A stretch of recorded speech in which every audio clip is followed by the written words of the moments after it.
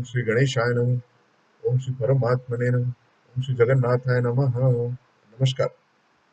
Today in this very auspicious day of Navaratri, I decided to create this video so that I can pass on some of the divine knowledge which I have experienced and which I gathered in the last few months.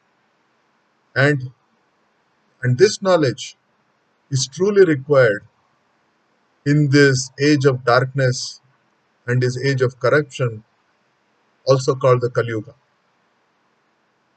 Kali Yuga is also called the age of ignorance, corruption, and untruth. It is truly by the blessings of Lord Jagannath, the Paramatma, and the blessings of Ma Bhuvneshwari, my spiritual guru, my teachers, my parents, my my elders, and my dear friends, and like everyone else, touched my life. Today today I'm thankful to all of them, so that I'm able to speak on this topic. I was always a spiritual seeker, and I had deep interest in astrology. I, I found astrology very fascinating and interesting because it was able to throw light into some of the aspects of our lives, and like some of the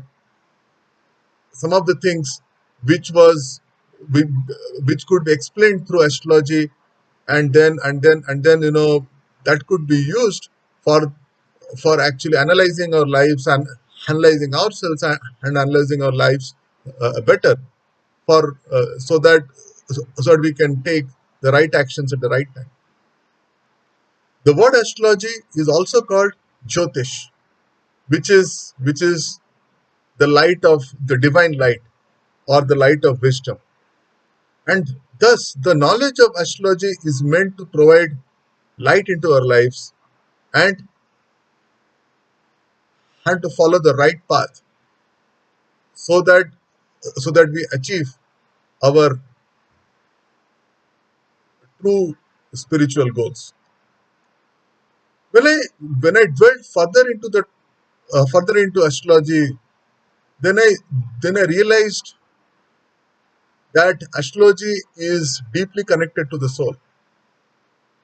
So in astrology, there is a concept called Atmakaraka, which is which which is also called the soul planet, and and this and this and this planet is the connection between the soul and ourselves, and also helps us in the of journey of realizing the uh, true essence, or the true destination of uh, uh, our lives. But I mean, to understand soul, we need to read Srimad Bhagavad Gita. I mean, the nature of the soul has been explained by by none other than Sri Krishna himself to Arjuna, who was the greatest warrior and also the greatest disciple. One of the shloka where he explains the soul, and which explains the nature of the soul at a cosmic level, goes like this: Nainam chindanti shastrani, nainam dahati pavakah, na chainam kledayantyapo, na shoshayati maruta. Now, what this shloka really means, that the soul is not destroyed by weapons, the soul is not burnt by fire, water cannot wash away the soul, and air cannot blow it away. Which means the soul is truly indestructible and everlasting. That is why the soul is also called Avinashi. However, in this age of Kali Yuga, before we can realize our soul purpose, we need to understand our true nature. The true nature of our lives, the, the true nature of all living beings, comes through something called the gods, something called guna. Guna is nothing but the divine quality, or the divine, or the three qualities, or the divine qualities. Everything which is which is a jivatma, which means which is a living soul, uh, demonstrates some of these, all or some of these qualities in some proportions. Before we go into guna, we need to understand another concept. That that concept is called the Panchabhuta, or the five elements of nature. Now, why are they called Panchabhuta? They have been existing from since the time since time existed, which means from the time of Big Bang, or the creation of the universe. The Panchabhutas are Agni, fire; Prithvi, or earth, Mother Earth; Vayu, or air; Jal, or water; and Akash, or ether, or space. Now, now let us go a little deeper into some of these elements. The fire element, I mean, as you all understand, is responsible for every for all the transformation in this world. It is formless, and it represents drive, aggression, and passion. It burns. It does not differentiate between living and non-living. It burns everything. It does not have the discerning quality. Next, the earth element. The earth element represents Mother Earth, and it is responsible for all the form and mass in the universe. It represents stability, warmth, comfort, rigidity, and it also represents Gandha. So it has, I mean, so it has the way of differentiation. So it can differentiate between various aspects. So through like smell, taste, through the touch, so on and so forth. Their element. Their element is responsible for all movement. Their element is the most fickle, but it also the most creative. It represents change, it represents expression, it represents innovation. It is the most subtle of all elements, and it fills up the space wherever it is. Their element is, is the most difficult to control. Lastly, the water element. Water element is responsible for nourishing Mother Earth. So it is also a kind of representation of nourishment. It represents emotions, imagination, feelings.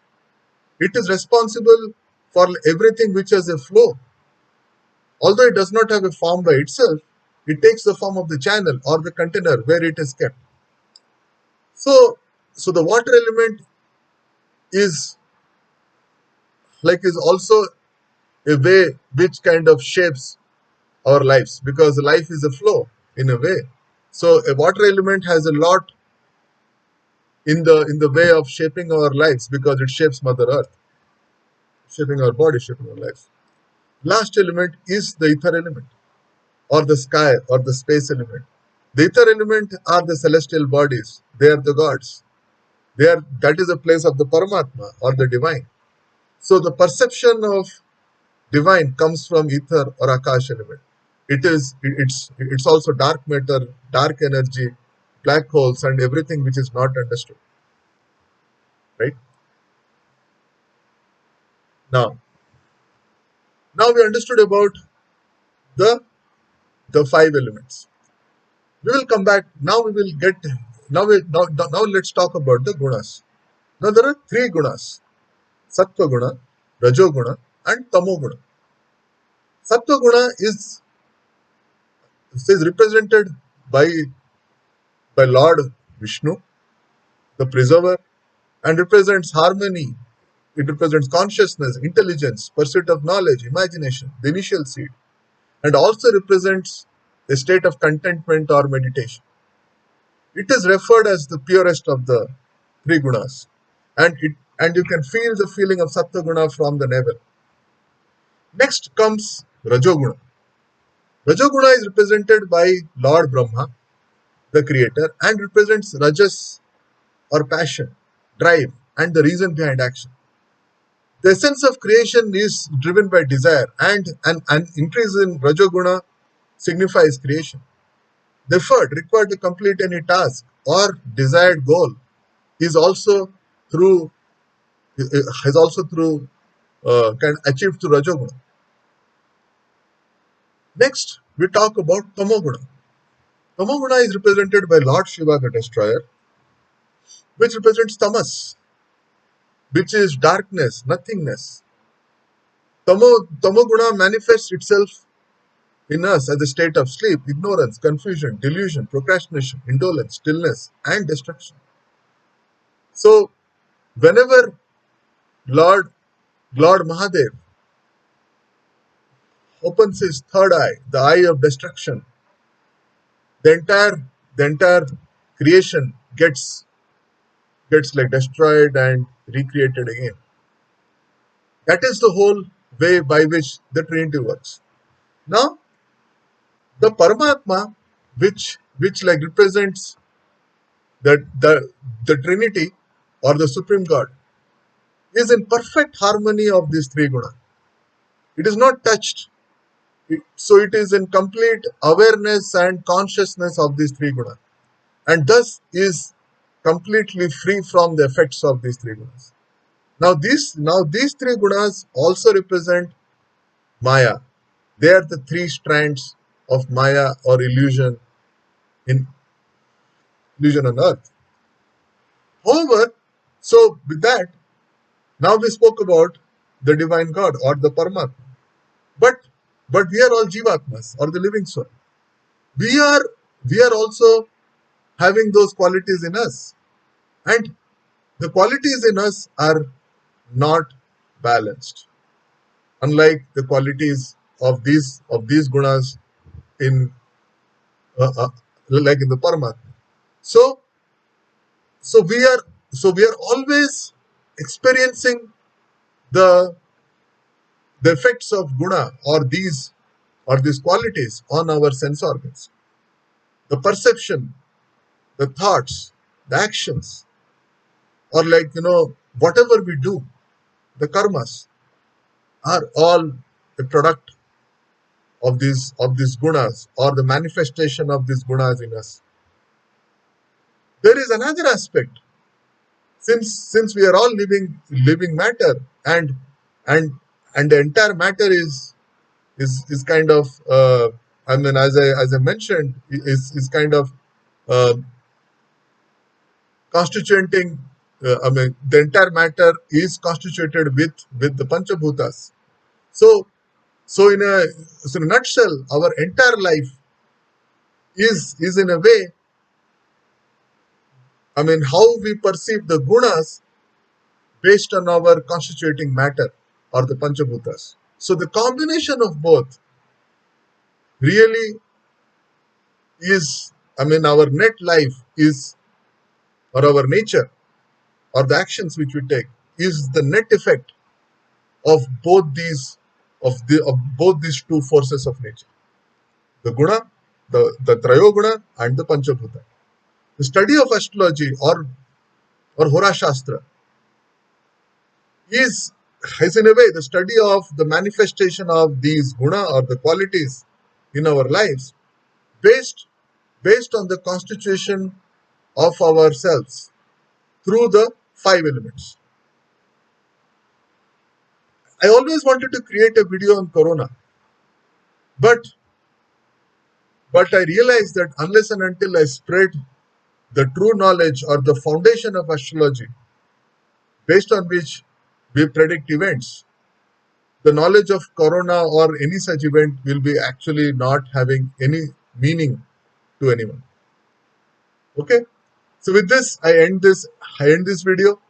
In the next video, I'm going to touch a little deeper upon the nature of the gunas through the characters in the Mahabharata and the Ramayana. Jai Shri Ram.